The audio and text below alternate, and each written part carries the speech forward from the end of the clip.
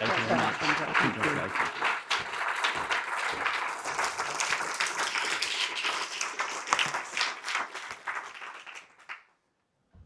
Thank you very much, Andre, for that introduction. And it's a privilege to be back at the Mais Business School today. I know that this is an anxious moment. People aren't asking for the world, just the chance to build a good life, to choose how and where they wish to live, in a place where they can feel safe and proud of their neighbourhood, to earn well, afford a decent home, and to sleep at night without worrying about the next bill. That expectation is the basic promise on which democratic capitalism has always relied. But for too many people, it hasn't felt true for a while. The government's mission, this government's mission, is to correct that. From me as Chancellor, it requires three things. It requires responsibility to steward our public finances.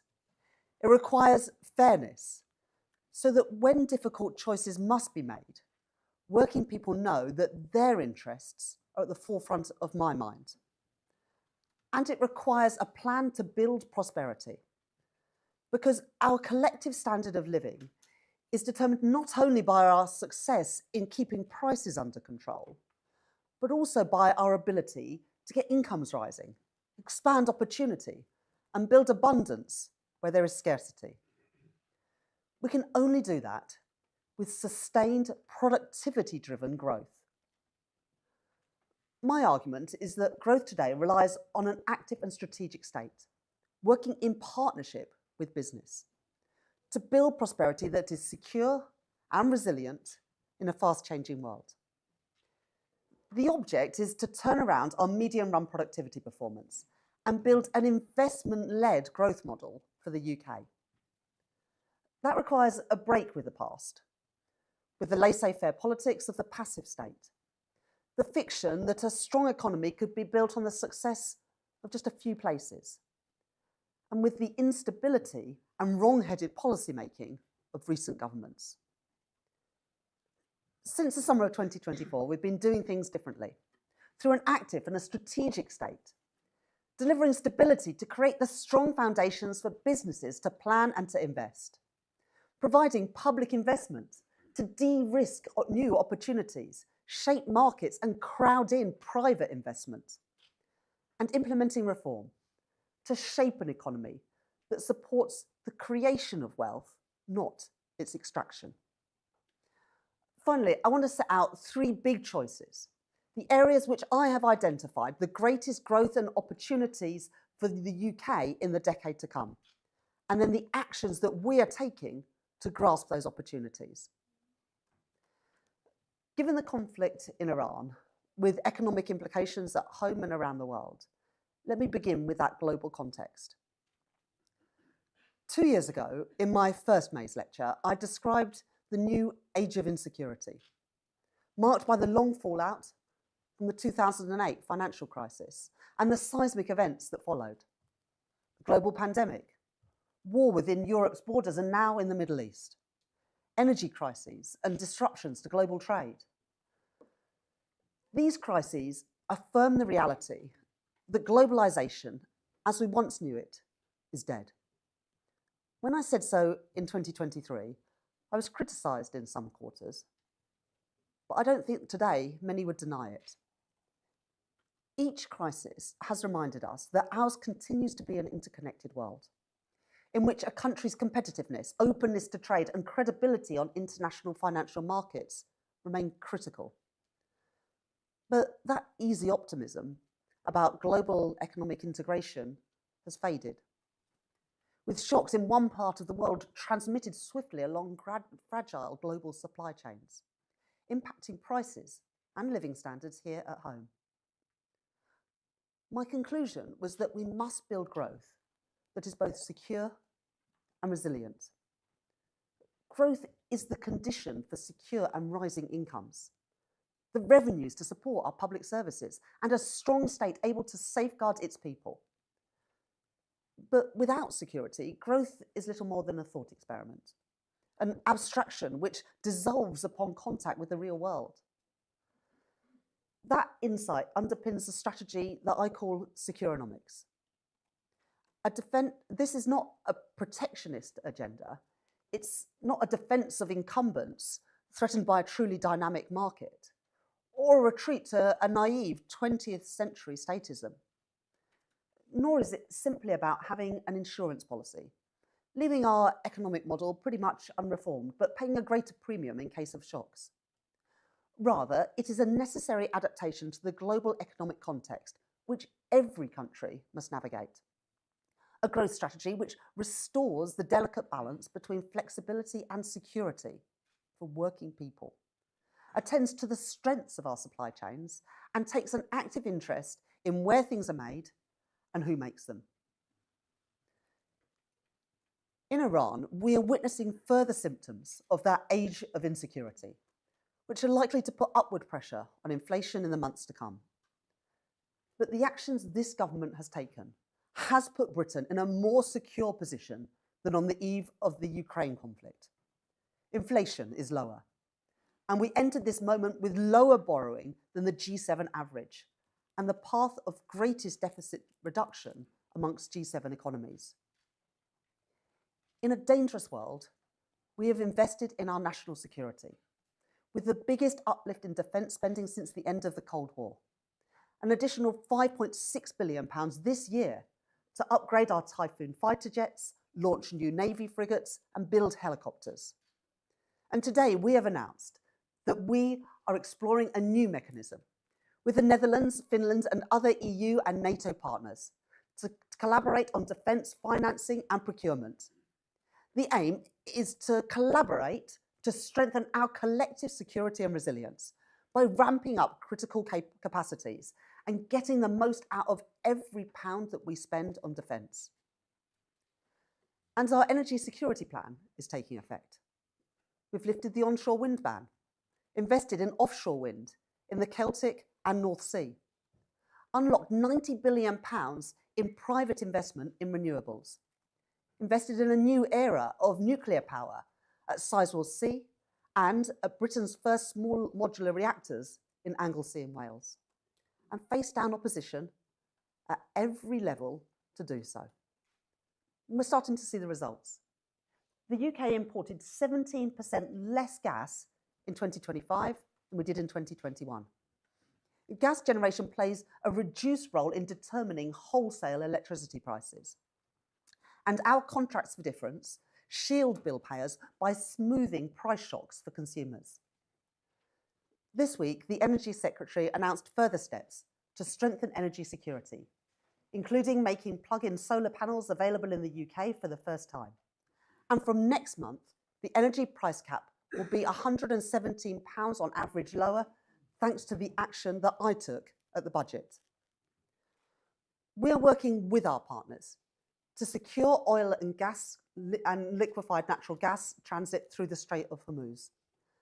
And it remains the case, the single best way to protect families and businesses from rising energy prices is a swift resolution to the conflict in the Middle East.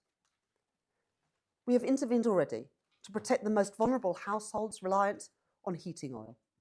And I remain in active contact with the Competition and Markets Authority to make sure that they have the necessary powers to crack down on any companies attempting to exploit this crisis for excessive profits, whether on road fuel, heating oil, or other essentials.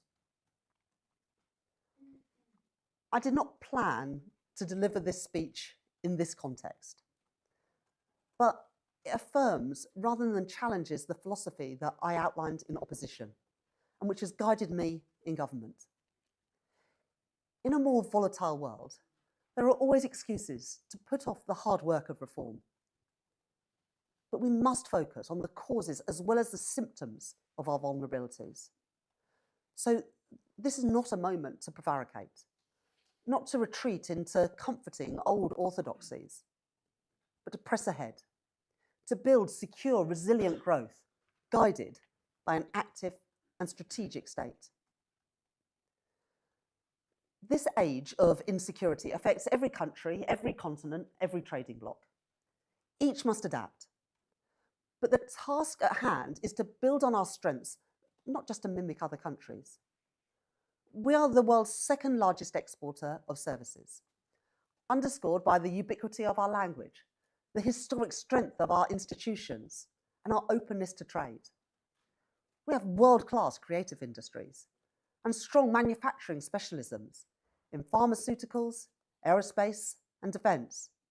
We've got an entrepreneurial culture, vibrant capital markets in London and in other financial centres, universities that truly do lead the world, and immense potential in the industries of the future, in life science, energy, and artificial intelligence. And we are backing those key sectors through our modern industrial strategy. But there are obstacles too. In my previous Mais lecture, I diagnosed the root of Britain's economic problems. Underlying our living standards challenge, our public services challenge, and our fiscal challenge is our productivity challenge. Since the global financial crisis, the UK has experienced the sharpest slowdown in productivity growth in any G7 economy. The major reason for that is our anemic levels of investment. Investment, intangible and tangible, is the essential input, giving workers the best tools to do their jobs, discovering and applying new ideas, and building the infrastructure on which our whole economy relies. For most of the last 3 decades, the UK has sat right at the bottom of the G7 league table for combined public and private investment. For other economies, with other circumstances, raising domestic consumption may be the key ingredient for growth. But here, in Britain, the fundamental challenge is investment. And the central economic imperative of this government is to build for the United Kingdom an investment-led growth model. To do that, we are correcting 3 crucial failures of policy. Let me take each in turn. First was the persistence of an outmoded view, a doctrine of the passive state, holding that the best thing that a government could do was stand aside and let markets to their own devices, that the state had no role in identifying areas of potential comparative advantage, in de-risking bets on emerging industries, or in shaping and making markets. The result was an imbalanced economy, ill-equipped for technological change. Passivity did not even deliver a small state, as the political right imagined it would, but rather a highly centralised regulatory state, indifferent to the structure of the economy, lacking in strategic focus, and so easily swayed by any given interest group, many with legitimate cause, but which over time drove the steady accumulation of complex new regulatory barriers. The state's capacity for productive intervention diminished, but its capacity to obstruct was greatly enhanced. Second was a belief that growth could be built on a narrow geographic base. Now, everywhere I go in the UK, I see the talent, the vision, and the ambition to be part of something.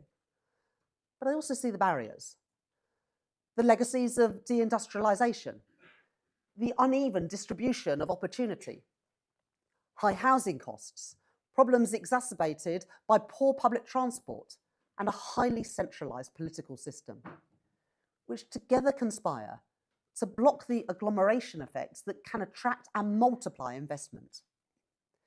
Today, what most distinguishes Britain from our closest peers is the relative underperformance of our major cities outside of London compared to their European counterparts. There are huge gains to be made if we can only close that gap. If we back Manchester and Liverpool and Leeds to match and overtake Stuttgart, Turin and Lyon. And third, there were the chaotic wrong turns, taken after 2010, which further suppressed investment. Austerity choked off demand, just when historically low interest rates offered a priceless opportunity to invest. Brexit created profound uncertainty, raised new barriers to trade, and leaves Britain facing an additional danger today. The risk that we find ourselves stranded between powerful trading blocs as globalization retreats. Meanwhile, our unstable stop-go cycle of capital investment, what I called the new British disease, drove up infrastructure costs and inhibited investment. The disastrous mini-budget represented a final doomed fanatical attempt at eking a sugar rush out of a broken economic model. Now, it might feel daunting, but in this changing world, Britain is not powerless. We can shape our own future. Our method is Securonomics.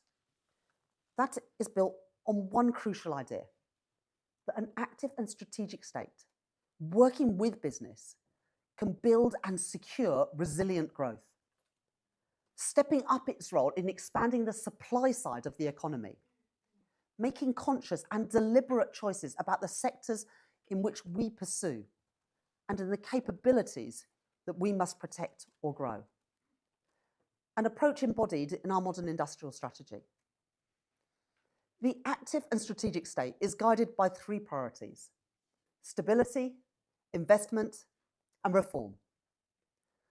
Stability is a basic precondition for secure family finances, business confidence, and business investment. And so, in my first two budgets, I raised taxes to restore stability in the face of an inherited £22 billion black hole in the public finances, to provide a necessary cash injection for our schools and hospitals on the brink, and to give us the buffer to withstand shocks. Now, I know that these choices were not universally popular, and they do have their costs. But I don't believe that we would be in a stronger place today if we had entered this latest shock with higher inflation, higher interest rates, and higher borrowing, or with collapsing public services. I made those choices because they were necessary. I made those choices because they were fair. Because while it's right that we should all contribute, it is also right that those with the broadest shoulders pay the most, especially in an economy where, over time, the returns on what some people own have frequently outstripped the wages others earn. And I made those choices too to support the work of economic reform, taxing wealth more, to shift the incentives within our tax system towards rewarding work, enterprise, and investment, rather than the passive accumulation of wealth. We have paired stability with public investment. In my first budget, I changed the fiscal rules that we inherited so that government counts the financial benefits of investment and not just the costs, creating the framework through which I could increase public investment by more than £120 billion over the course of this Parliament, investing in housing, in data, in energy, in road and in rail, the essential building blocks of growth, and in targeted investments in our industrial strategy sectors, unlocking private capital in partnership with business through UK export finance and our new National Wealth Fund. Alongside stability, alongside investment, an active and strategic state must advance reform. The status quo we inherited offered neither a truly competitive market economy nor an economy that gives a fair deal to working people.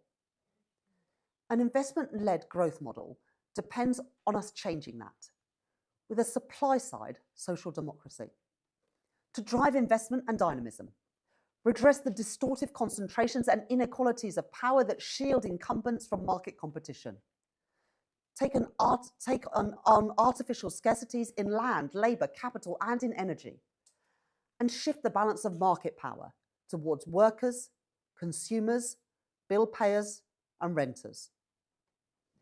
That includes adopting a new attitude to regulation. The UK has a world-class competition regime, headed by our empowered independent Competition and Markets Authority. And I am not a believer in deregulation as ideology. But where the evidence tells me that regulation is falling behind economic change, that regulatory frameworks are inhibiting competition, or when arbitrary complexity and duplication are getting in the way of productive investment, then I am a believer in regulatory innovation, regulatory rationalisation, and levelling the playing field. The object of reform is to shape an economy that rewards productive enterprise and investment, not the accumulation of economic rents. Let me set out what that means in 4 areas: land, energy, capital, and labour. First, land. We inherited a system of land use planning that was a direct obstacle to investment, effectively rationing homes and infrastructure and ramping up the costs of development. That approach has priced young people out of the housing market and hemmed in our most dynamic cities. 2 years ago, I promised that we would do what other governments have lacked the will to do and grasp the nettle of planning reform. We have done so, reintroducing and raising mandatory housing targets, opening grey belt land to development, stopping local planning committees from blocking growth, easing consultation requirements on major infrastructure, and there is much more to come. Second, energy. We inherited a system in the UK where businesses were paying some of the highest energy bills in Europe. The last government failed to invest in clean, homegrown power and failed to reform an outdated system.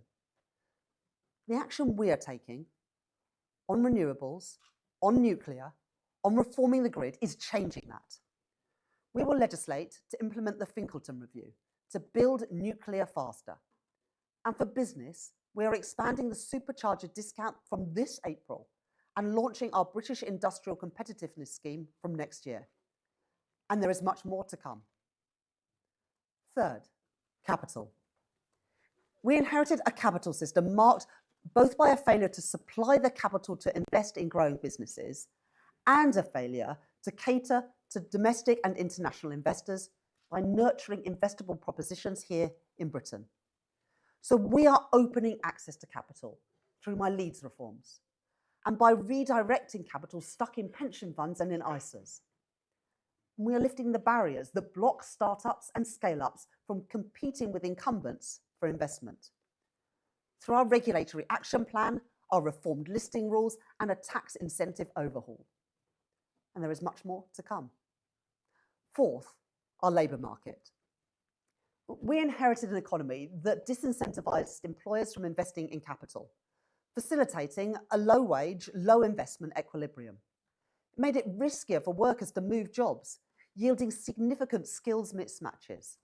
And we made it harder for too many people to work at all.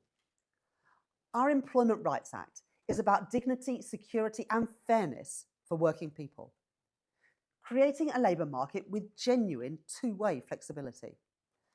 And it is about rebalancing the incentives on employers, not to fire and rehire, but to retain and train. Work should always pay. And so we have increased the national living wage and reformed universal credit. But there's more to do. Youth unemployment of over 16% is far too high. And we will not leave a generation to languish without prospects. So we've made a record investment in training and in apprenticeships, launched our youth guarantee and announced a new £3,000 youth jobs grant. And as we await the report of the Milburn Review this summer, there is more to come. By the end of this Parliament, we must have built a welfare system materially different from the one that we inherited, to support people, to find work, and to thrive in work. A secure and resilient economy cannot permit insecurity and in-work poverty. A high-skill economy cannot afford to neglect the health and education of its people. And a dynamic economy cannot tolerate deep inequalities of opportunity. We inherited an economy marked by those injustices and those inefficiencies. And we're changing it, strengthening human capital and restoring social justice. Because of my tax choices, made in my first budget last June, I could allocate an additional £50 billion per year to our public services by the end of the spending review period. We're beginning to see the results.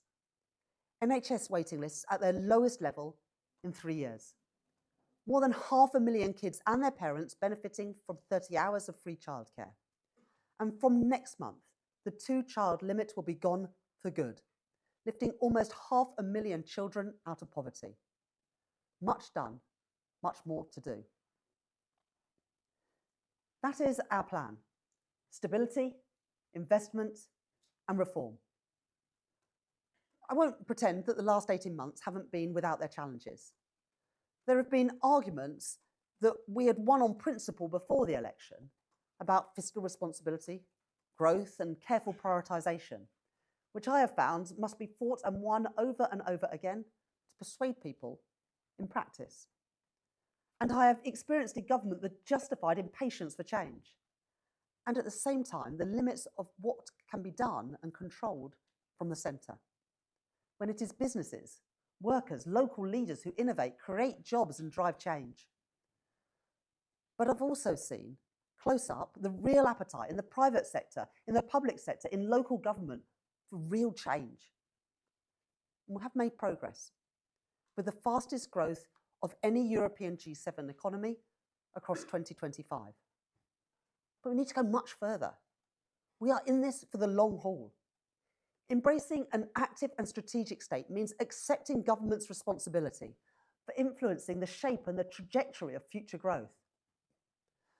So I am making 3 big choices on the greatest growth opportunities for Britain in the decade to come. The areas in which an outsized difference can be made by concerted government action. My first big choice is a direct response to the failures of the past. To go for growth not just in a few parts of Britain, but to give Britain's regions the chance to push ahead and shape their own destinies.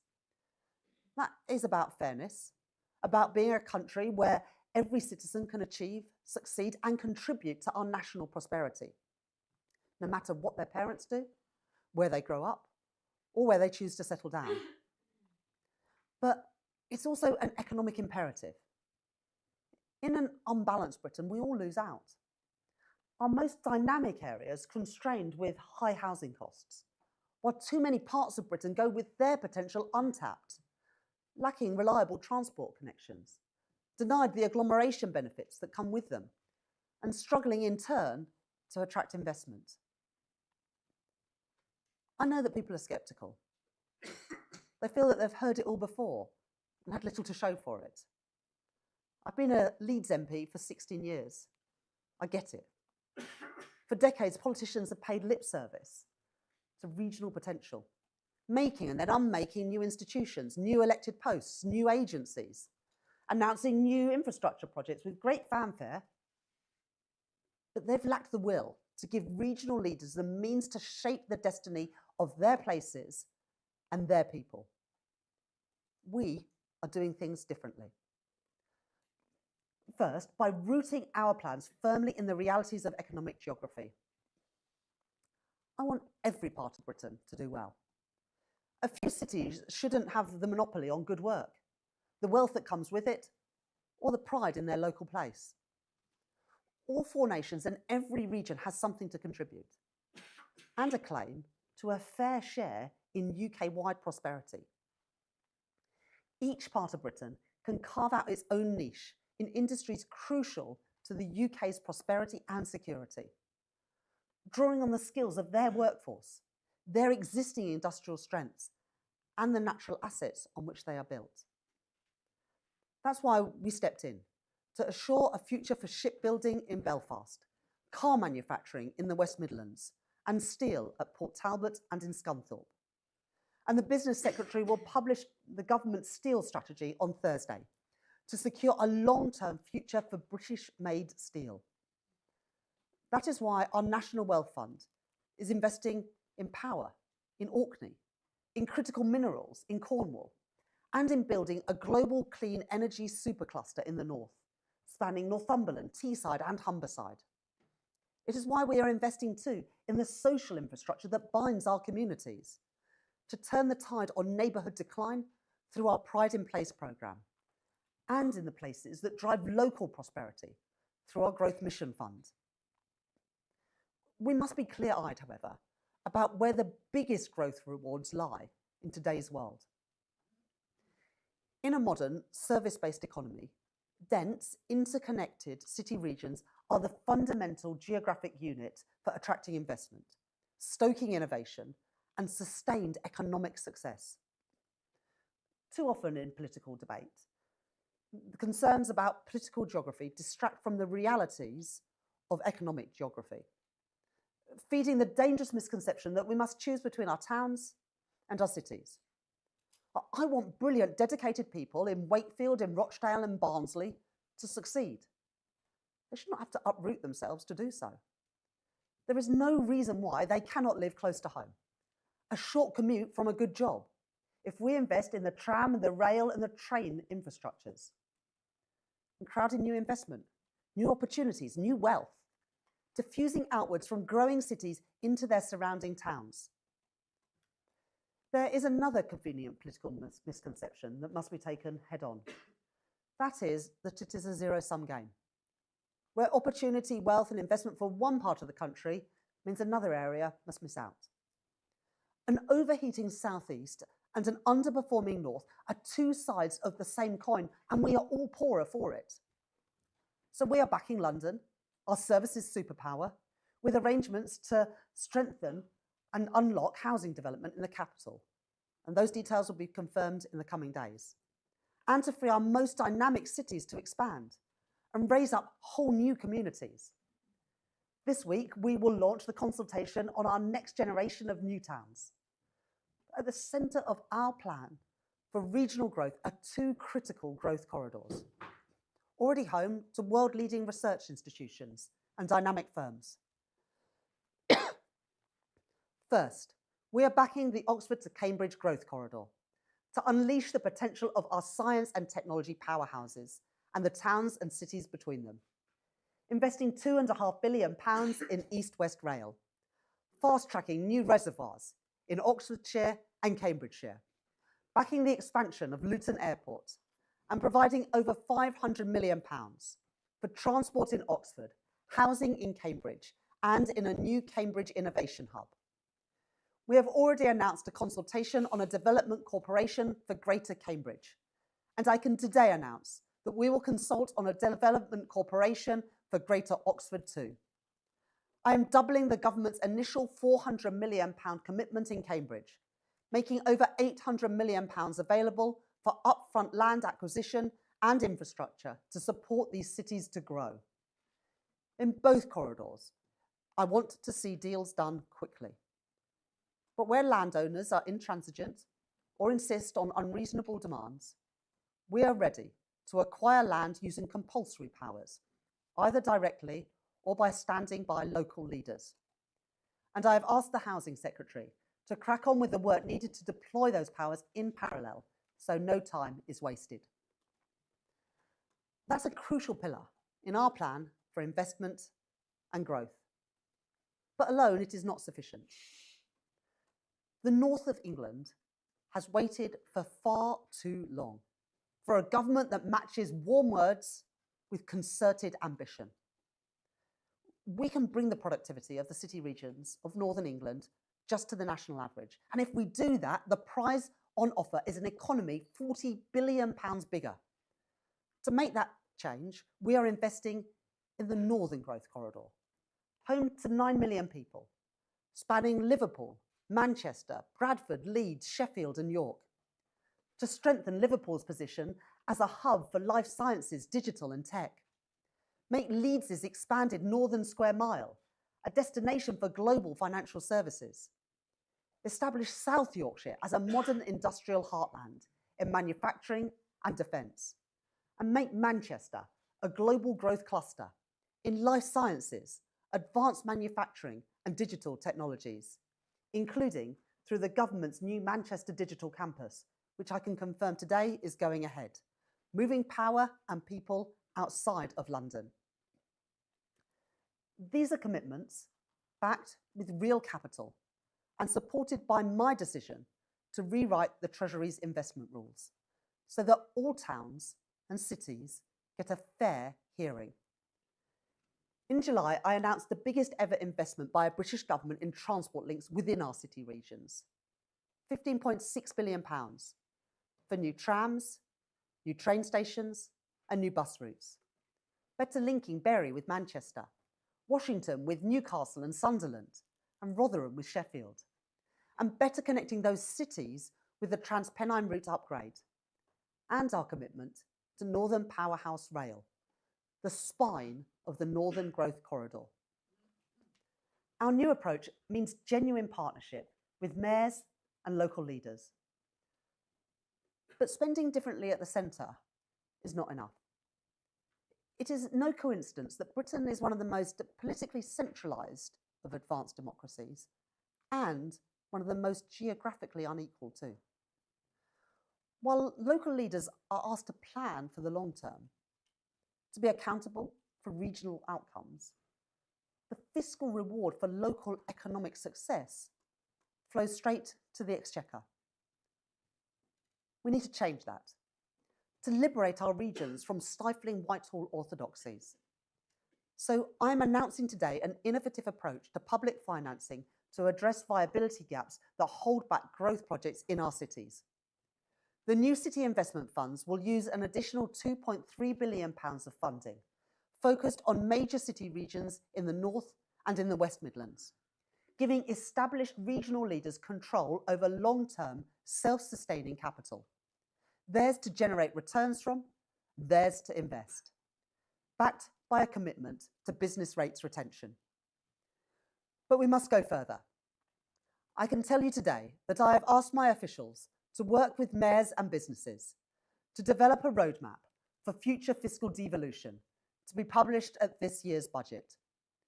This will set out plans to give regional leaders control of a share of some national taxes, which have for too long been allocated by central government. They will look at income tax alongside other taxes, with reforms initially targeted at those places that have the greatest capacity to deliver them and the greatest potential to benefit. Now, this is not about new taxes, and it's not about higher tax rates. I will not ask taxpayers to pay more. Reforms will be fiscally neutral, focused on sharing and retaining a portion of existing revenues, with the proceeds of growth benefiting the places that generated that growth, while managing volatile receipts for both local areas and the Exchequer. These reforms will represent a permanent transfer of power and resources, not another exercise in local ambition frustrated by central government control, with taxpayers able to see what is being delivered with their money and to hold local leaders to account for the results. What I am describing is a genuine break with the past, a generational opportunity for Britain's regions to make their own future. That brings me to my second big choice. Every day, our world's horizons are extended a little bit further by innovators, creators, and entrepreneurs. I want the builders of tomorrow's world to build that world here. The UK is in a position of real strength, with world-leading universities, deep research capability from Edinburgh to the west of England, backed by record R&D investment strategically targeted at frontier technologies, and one of the most vibrant AI startup ecosystems anywhere outside the United States. Every major AI lab is either establishing or expanding here in the UK. UK AI startups raised £6 billion in venture capital last year, and just 3 months into 2026, they've already raised more than half of that figure again. AI is the defining technology of our era. Not only a general purpose technology with the potential to transform productivity across the entire economy, but also an invention in the very method of invention, rewriting the rules of innovation and idea creation. Breakthrough technologies have always emerged where innovative businesses and entrepreneurial government have worked together, from the internet to semiconductors to biotechnology. That principle of partnership between private enterprise and an active strategic state must guide us today to ensure the growth and productivity gains from new technology are realised in the UK. to the benefit of working people. I understand people's anxieties about the implication of these technologies. But the choice is this. We can bury our heads in the sand and leave it to other countries whose values may differ from ours to shape and to own this technology. We can leave it to the market alone and let the balance of risk and reward be determined by a super wealthy few. Or we can chart our own path, where an active and strategic state protects British interests through AI sovereignty, with absolute clarity about where growth will come from and who will benefit, harnessing and shaping new technology in our common interest. I want to be absolutely clear about what our strategy is.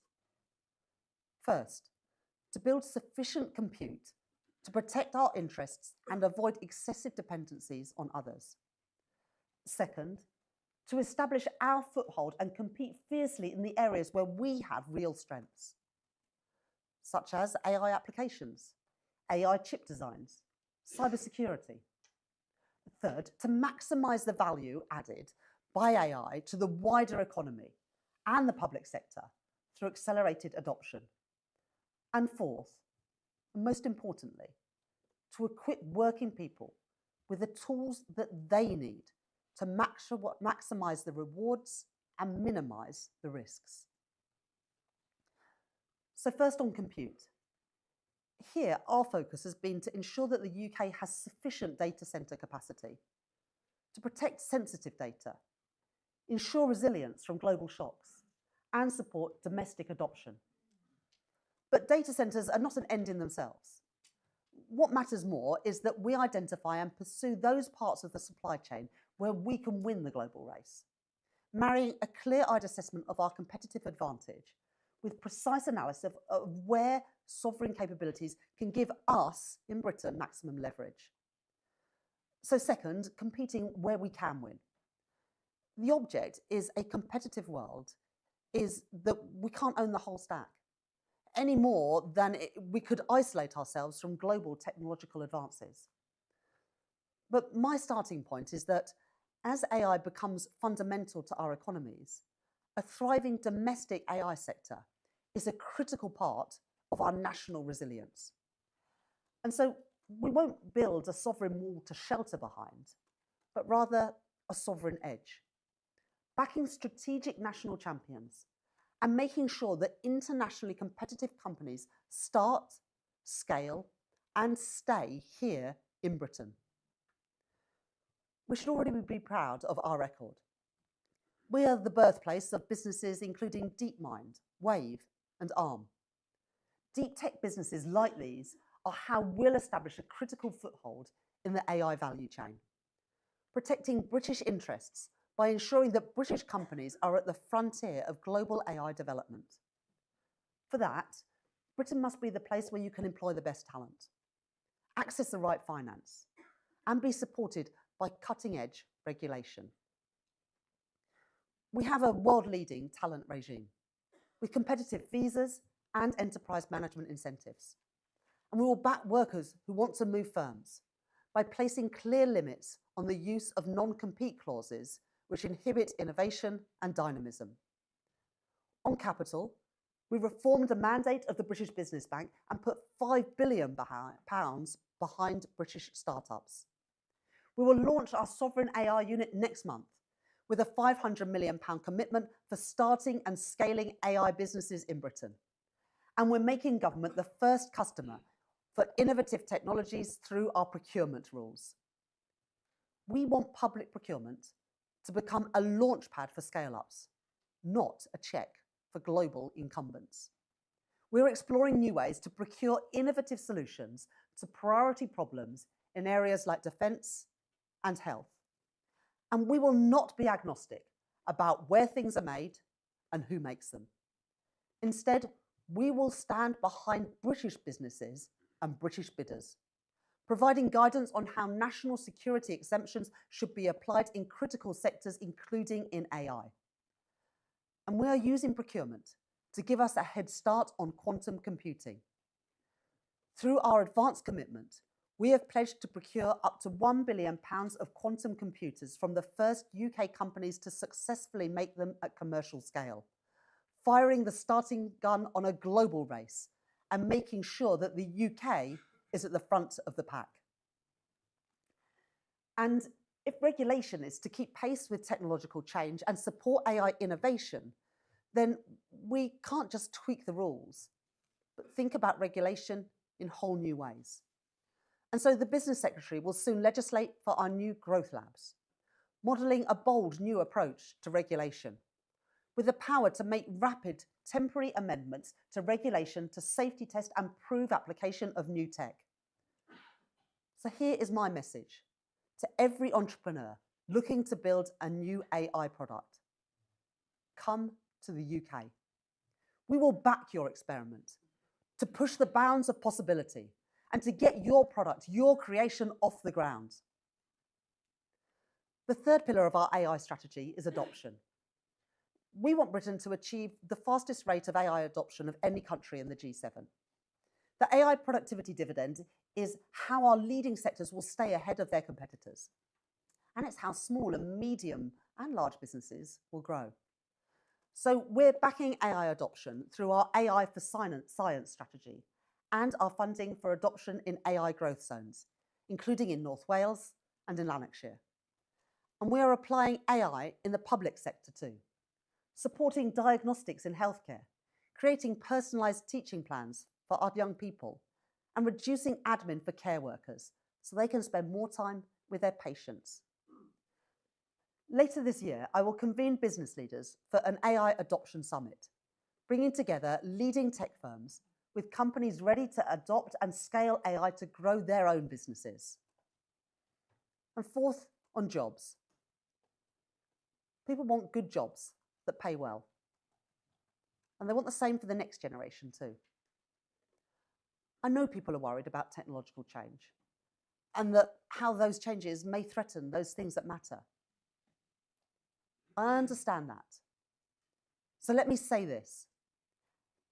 Every part of our strategy on AI is aimed at ensuring that our people have a share in the prosperity that AI can create through new and better jobs, through better, more personalised public services.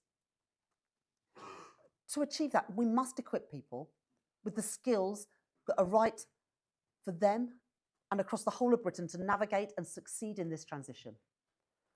Whether they work in a job that will be changed by technology, or if they work in a job that's created by new technology, or whether they run a small business and want the benefits of reduced paperwork, streamlined accounting, or smarter marketing. That's why we've announced our ambition to upskill as many as 10 million workers through our AI Skills Boost campaign, committing £27 million to help employers fill or create tech jobs. And it's why we've launched AI scholarships at our universities. And I can today announce that building on the example of the AI Security Institute, we are setting up a new AI Economics Institute. That institute will draw on world-leading expertise to closely monitor the impact of AI on our productivity and on our labour markets. That institute will support us as our economy changes to act swiftly and appropriately to make sure that working people are made better off, not losing out from this transition. There will be bumps in the road as we navigate these changes, but leadership is not waiting for perfect certainty. It's about facing the risks openly, building the right safeguards, and moving forwards with confidence. With the technologies of the future invented, built, and deployed here in Britain, and working people across our country reaping the benefits. Let me turn now to the final of my big choices.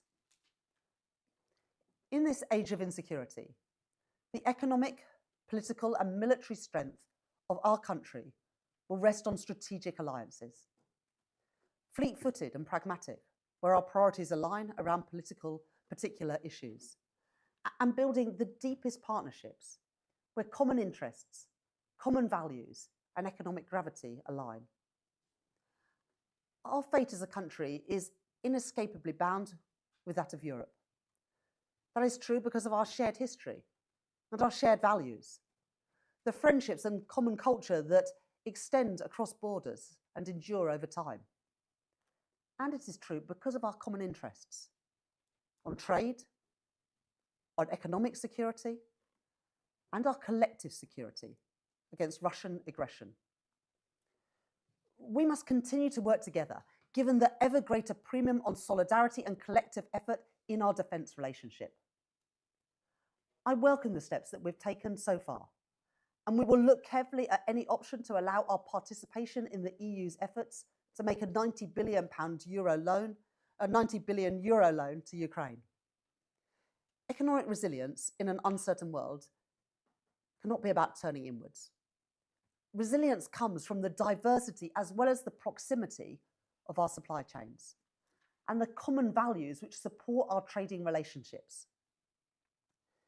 This government is already making significant progress on our relationship with the European Union, on agri-food, electricity, emissions trading, and Erasmus. But Brexit did deep damage.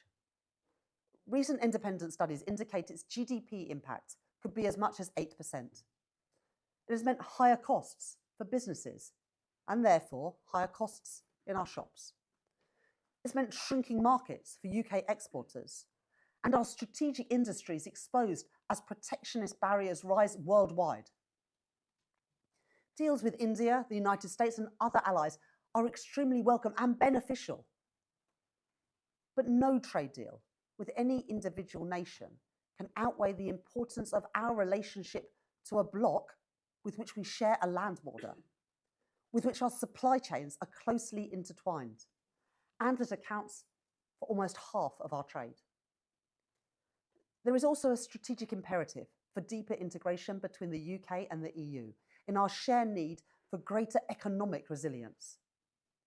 So my choice, the choice of this government, is not to turn back the clock, but to look forwards to a new and stable future relationship. As the Prime Minister has said, where it is in our national interest to align with EU regulation, we should be prepared to do so, including in further areas of the single market. The principles we apply when we judge our national interest are crucial. So let me tell you exactly what they are.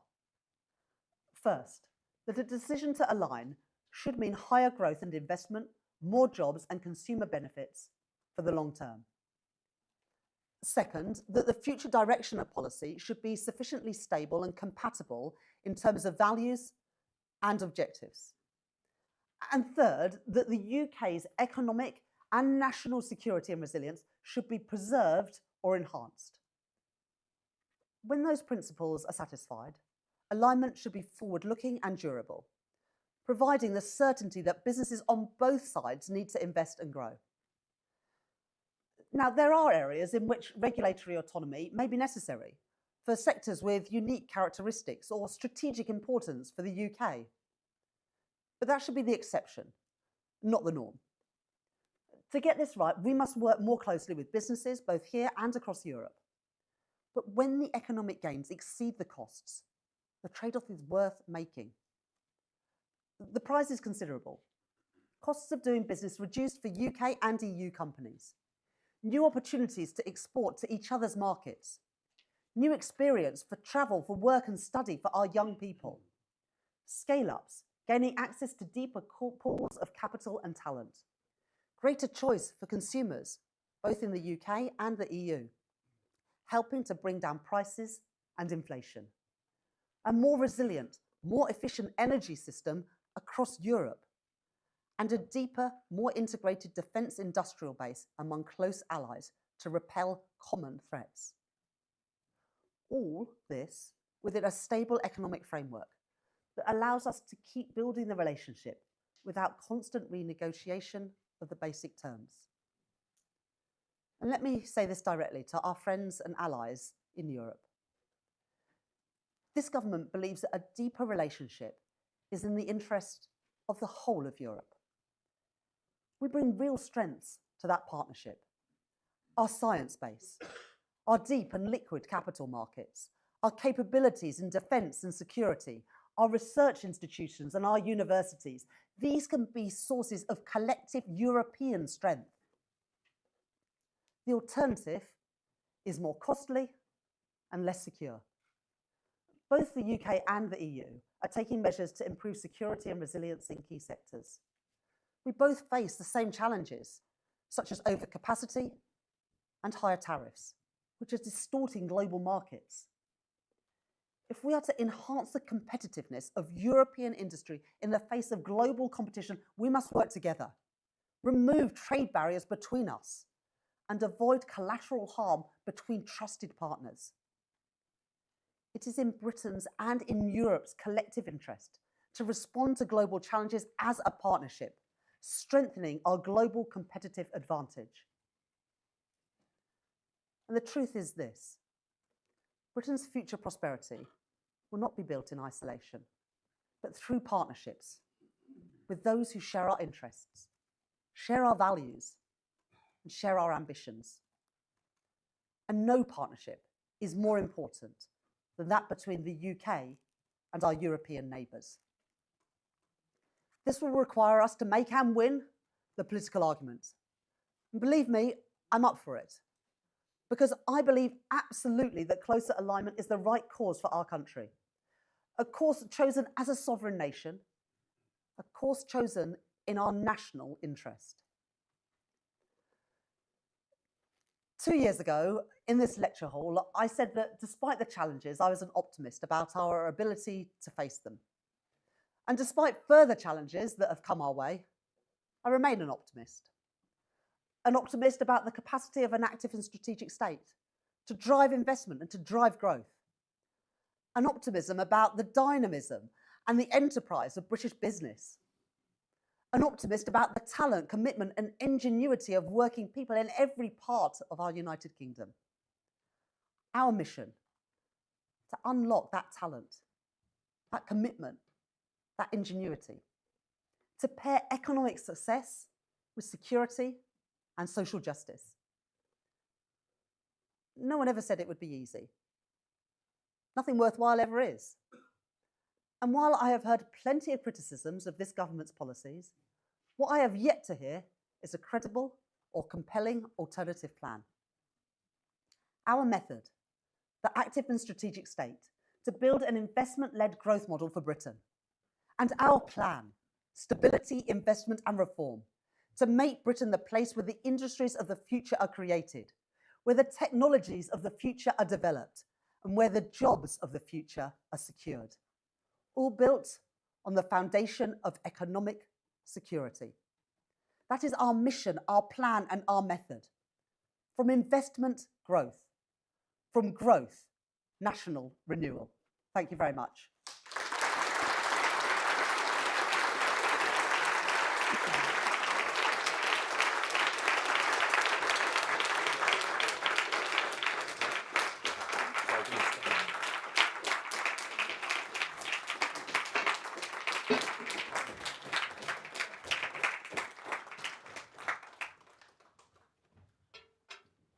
Thank you very much, Chancellor. Nice to see you again. Nice to see you again.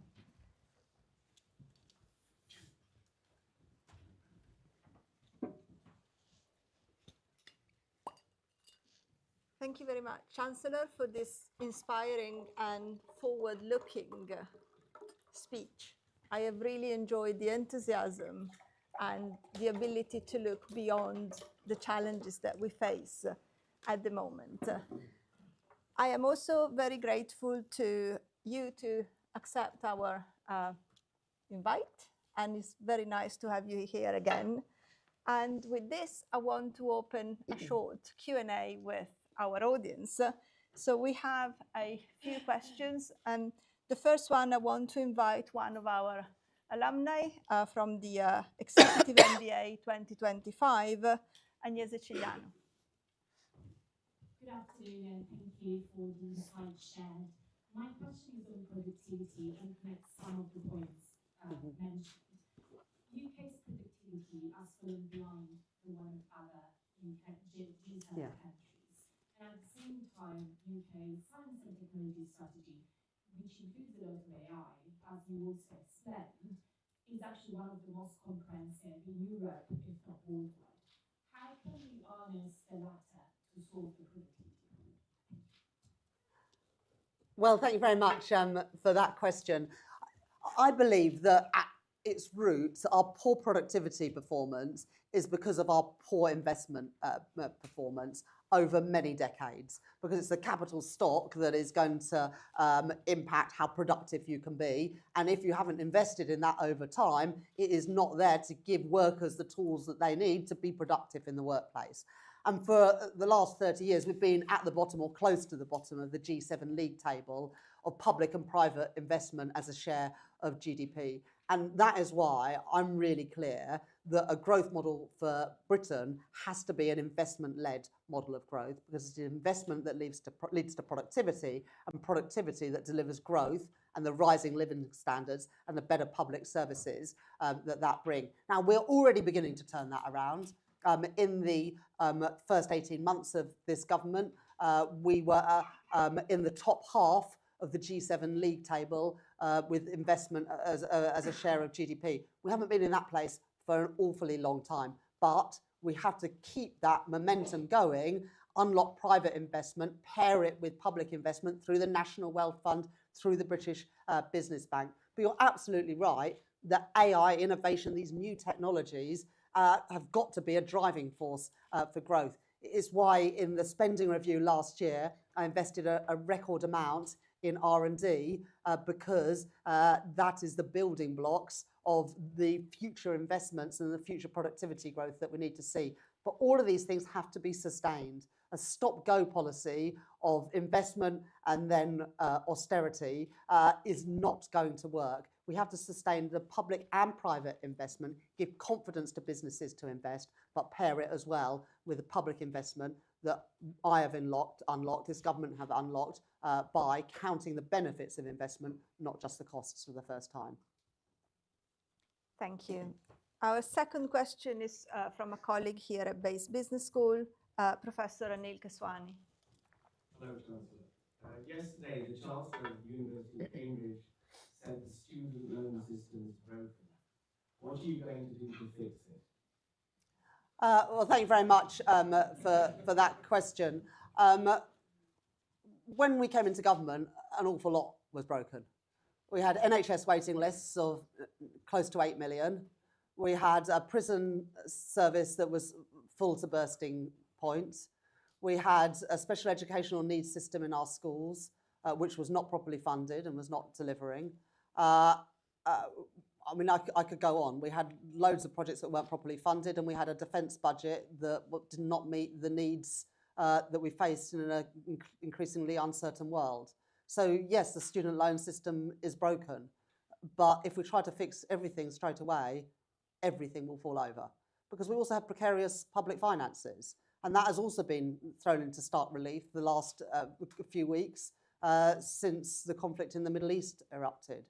So we are reintroducing the maintenance grant for the poorest students going to universities. We are also investing heavily in further education and apprenticeship, because the majority of young people don't go to university. And actually, when I give those statistics about young people not in education, employment and training, they don't tend to be the graduates. They tend to be the kids that don't go to university. The majority of kids who I went to school with, the majority of kids in my constituency don't get the chance to go to university. So yes, the student loan system is broken, but what's more broken is the fact that we have got 1 in 6 kids not in education, employment or training. So yes, we want to fix it. Yes, we want to make improvements, but is it front of the queue? No, it's not. Because we've got to get those hospital waiting lists down. We've got to lift kids out of poverty so they get the chance in the first place, and we've got to uplift our defence spending. And politics is about priorities. I'm not denying that there's a problem. I'm not blind to that, but what I do say is there has to be some patience. We can't fix everything straight away. And if you say to me, you shouldn't have done child poverty and you should have reformed the student loan system, I just strongly disagree with that.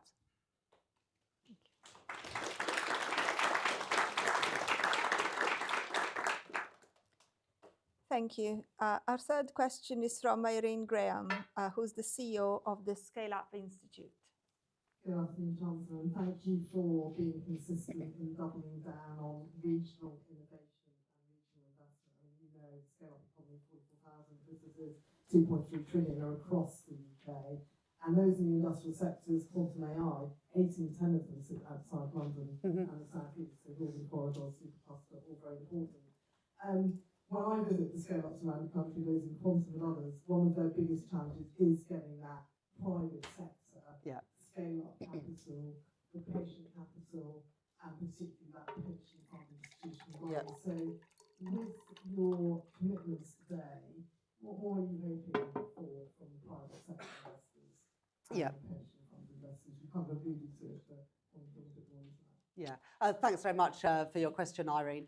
So, as with most things, there's got to be a partnership and government has got a role to play. Now, some people say, government just get out of the way and market forces will deliver. Well, in which case, we would have our startup and our scale-up businesses properly funded because they are delivering amazing returns, and yet it's not happening. So we've put £5 billion into the British Business Bank to invest in scale-ups, and crucially, scale-ups in all parts of the country. And from people from different backgrounds. So the Invest in Women Task Force is really important to me, and we put money directly into that, the fund to support women startups, and also geographically diverse startups, because good ideas are not the monopoly of one place, and yet the vast majority of funding goes to startups that come out of London and the South East, and startups led by men, and you're missing out on huge opportunities. But we're also, as you say, reforming how our pension system works. Now, some of this draws on what the previous government did, who, through their Mansion House agreement, got a commitment to invest in private assets. But that agreement didn't include anything specific around UK assets. And so what myself and Torsten, the pensions minister, have managed to achieve is a higher allocation into private assets. That's both infrastructure and venture. And of that, half of which at least has to be in UK private assets. And that is exactly to deal with the challenge that you speak to, that the scale-ups are not getting that investment. But it's not just about that target, it's also about consolidation in the pensions industry, both the local government scheme, pension scheme, which we have more control over, and private pensions, because they have not been delivering either for scale-up businesses or for their savers as well. And so consolidation, and also the Mansion House Accord and the Sterling 20 to make those commitments about investing in private markets. The other thing I would say, though, is that public markets also matter, and that's why we're making reforms to ISAs. So from next April, there will be a £12,000 limit of what you can put in a cash ISA, unless you're over 65. And the residual, if you're able to save 20,000 a year, has to be in stocks and shares ISA. And that as well is about reinvigorating our public markets. London Stock Exchange has had a good year or so, but we want to see that continue. As well, we've also done things like getting rid of stamp duty on shares for the first 3 years after you list in the UK, to make the UK a more attractive place for businesses to stay. So that's why I talk about that journey from start-up to scale-up to staying in Britain. Thank you. We are going to turn to some questions from the media now. We have Sam Fleming from the Financial Times. Thanks very much, Sam Fleming from the FT. Good afternoon. Two questions, if I could. The first one is on fiscal policy. We've seen greater volatility in gilt yields recently in the wake of the oil shock, and we've heard that just now, which partly reflects the view the UK is more fiscally vulnerable than its counterparts. Do you stand by the view you had and expressed in Davos in January that the UK has done enough to avoid the need for any further tax increases, that it can withstand further shocks without need for further fiscal action? The second question was on the European Union side. You said made it very clear you want to seek closer ties. Can I be clear, do the red lines that Labour set out still fully apply? Because this will clearly severely limit the opportunity for greater alignment, given Brussels' reluctance to accept cherry picking when it comes to the single market, it's made it clear that the UK can't have enhanced access to the EU without accepting greater obligations, for example, on financial contributions and also potentially on labour mobility. Thank you. Okay, so first of all, on government borrowing costs, I set out in the spring statement, which is the most up-to-date numbers from the independent forecaster, that shows even compared to the budget last year, we were spending £3 billion less on interest payments next year because we had managed to bring down government borrowing costs and indeed bring down borrowing costs for everyone in the country with 6 interest rate cuts in my first 18 months as Chancellor. In addition, for the first time since 2019, our budget deficit was less than 5% of GDP. It fell from, I think, 5.3 to 4.2% in a year, and then is expected to fall in every year of the forecast. And in fact, the IMF have confirmed that we've got the fastest rate of fiscal consolidation of any G7 economy, and we're meeting the fiscal rules with more headroom than the doubling that I managed to achieve in the autumn budget against both the stability rule and the investment rule. Now, it is absolutely the case that in the last 3 weeks, borrowing costs have increased, not just for the UK, but for countries around the world. And, you know, I am mindful of the impact that that will have, not just on the government finances, but on family finances and business finances as well. But I would say that we are in a much stronger position than we were in 18 months ago to withstand something like this. 18 months ago, we had a budget deficit of more than 5% of GDP. There had not been a spending review for years, and so the numbers just didn't add up.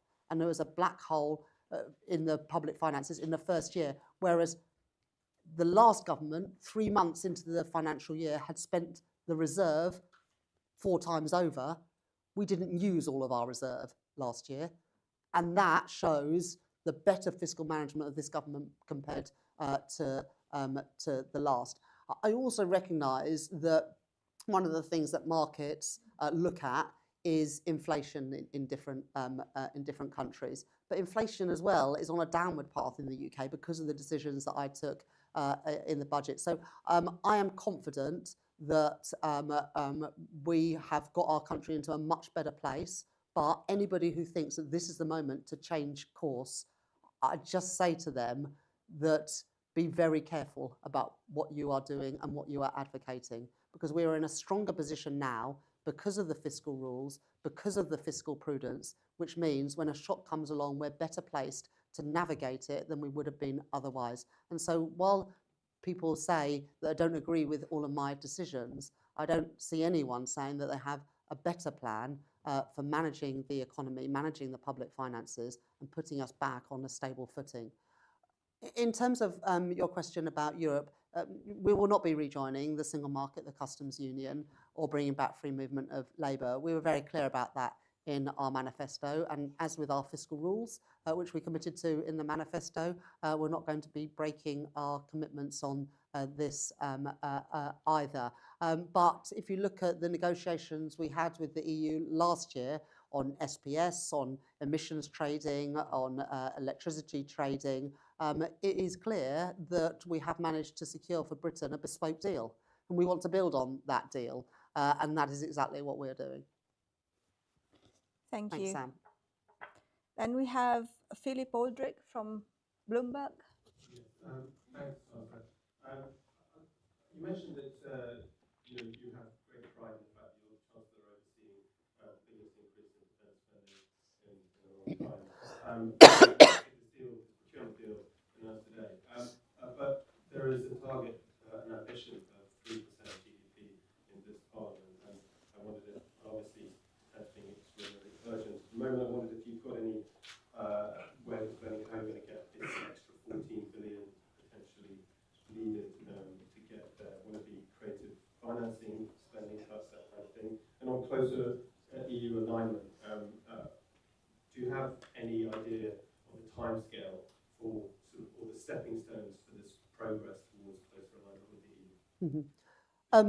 First of all, just on the first part of your question, Phil, if you don't mind, I'll just correct you, because the commitment that both Labour and Conservative made at the last election was to get to 2.5% in this Parliament, and the commitment around 3% was for the next Parliament. Now, the Conservatives said they would get to 2.5% by the end of this Parliament, but we are going to get there by April next year. And the commitment to 3% is for the next Parliament. No, it wasn't. It's for the next Parliament, Phil. And we will achieve that. But already we have a fully funded plan to uplift defence spending in this Parliament by cutting overseas development assistance, and that is the right thing to do in the world we live today, where hard power is increasingly important. Then on the second part, and today I've just announced that along with Finland and the Netherlands, we are committing to explore joint procurement, stockpiling, and also lending facilities to help countries uplift their defence spending and also get better value for money. And we're in discussion with other EU and NATO countries about joining that group. That's something I've been working on over the last few months with finance ministers and defence ministries across Europe and across NATO, and something that I believe will lead to better value for money for defence spending, as well as more financial power for defence spending, and also for the defence industry to raise finance as well. In terms of progress on the EU relationship, but we've already made good progress. We are back in Erasmus, which is great for young people who want to have those opportunities to study overseas. But also we have made agreements on SPS, on electricity and energy trading, and we're looking forward to bring forward a ambitious youth mobility scheme. The things I spoke about today are building on that, and I think you also heard in my speech me directly appealing to European countries, EU countries as well, that this is in our mutual interest in the world that we live in today, whether it's economic security or national security. Our futures are intertwined, and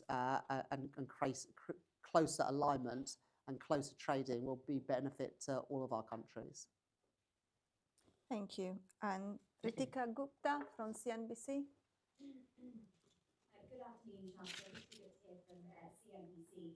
I know you discussed the state of public finances and borrowing costs despite the Middle East war, but just to push on that a little bit, because of course we have seen gilt yields rise significantly, and to what extent could these high borrowing costs force you into either hiking taxes, spending cuts, or even more borrowing? And secondly, on the EU single market access, though you've ruled out rejoining the customs union, the single market, what is the length of your ambition here when it comes to the EU single market? Are there any specific access to markets that you're targeting? Because a lot of the economists that I've spoken to, I mean, said that the ambition so far, whether it is the agricultural deal or the youth mobility scheme, it's not going to translate into sufficient growth that the UK needs.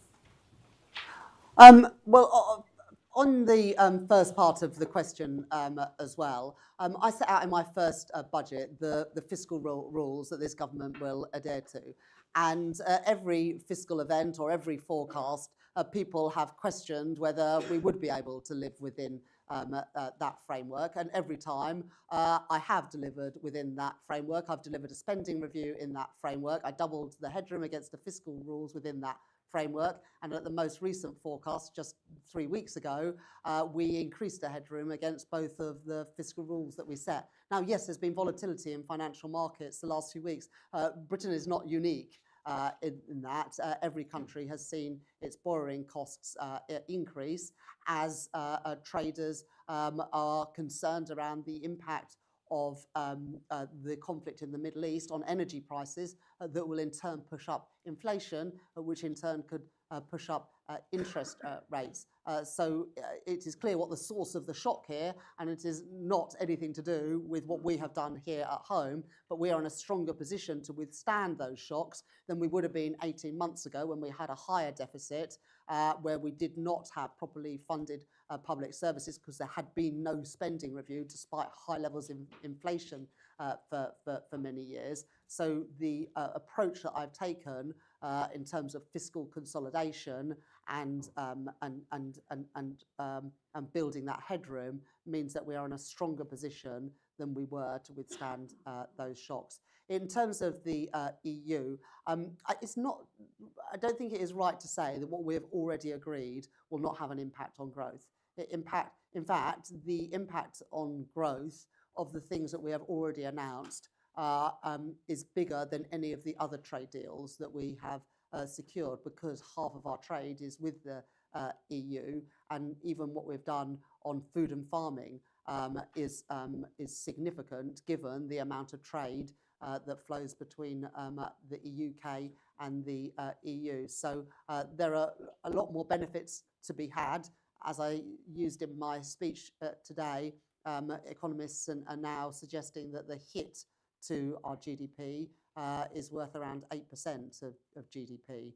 So you can see that making trade and investment flows easier between our countries can begin to get some of that lost growth back again, and ultimately in people's pockets with higher living standards. Thank you, Chancellor. And can I now invite the President of the University, Sir Anthony Filkenstein, to deliver the vote of thanks.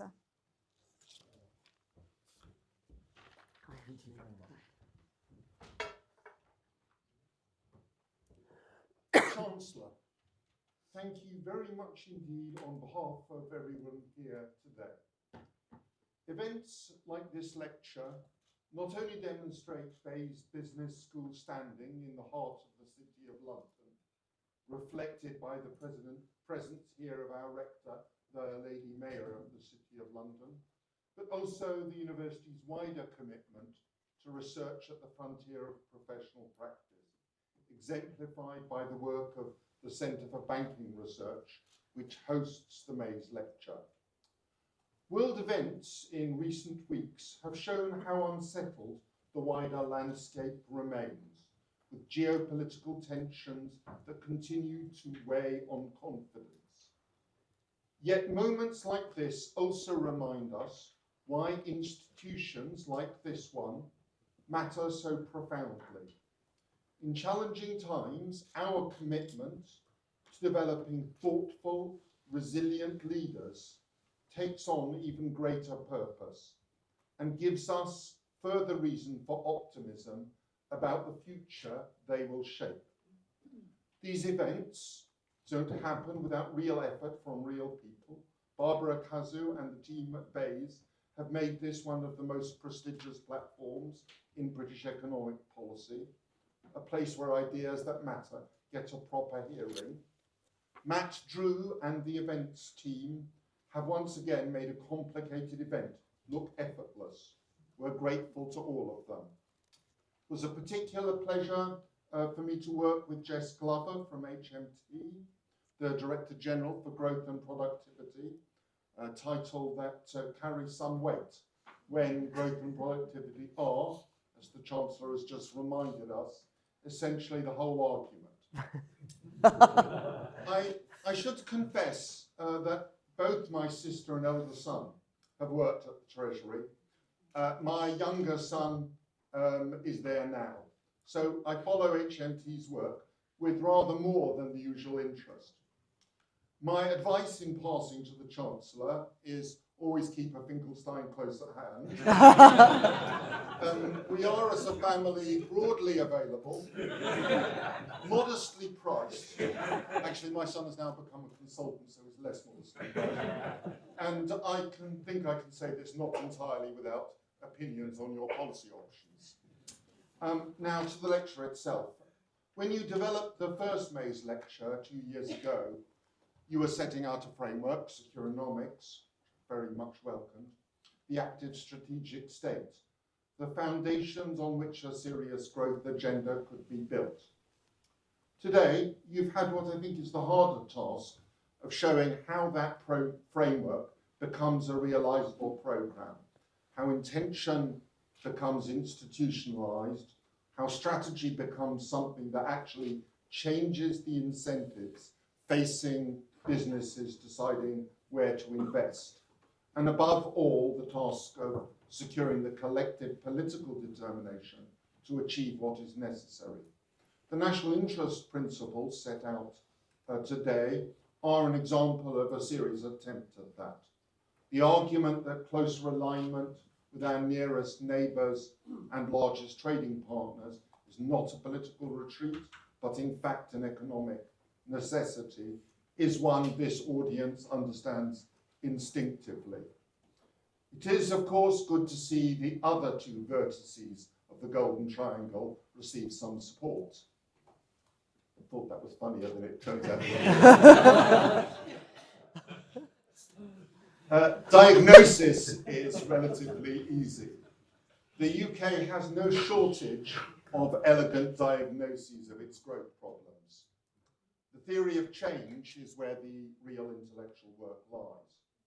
We are, after all, collectively party to a long British tradition of diagnosing our productivity challenge with great sophistication and then moving on to the next diagnosis.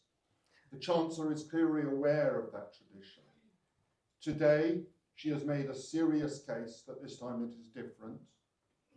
This room will test that case, as it should. That's what the Mais lecture is for. Thank you, Chancellor, for your excellent lecture, for the honour of hosting you, and for the public service that your work entails. Thank you. Thank you. Thank you very much. Thank you. Thanks for allowing me to make this lecture today. All right. Thank you. Thank you. Thanks.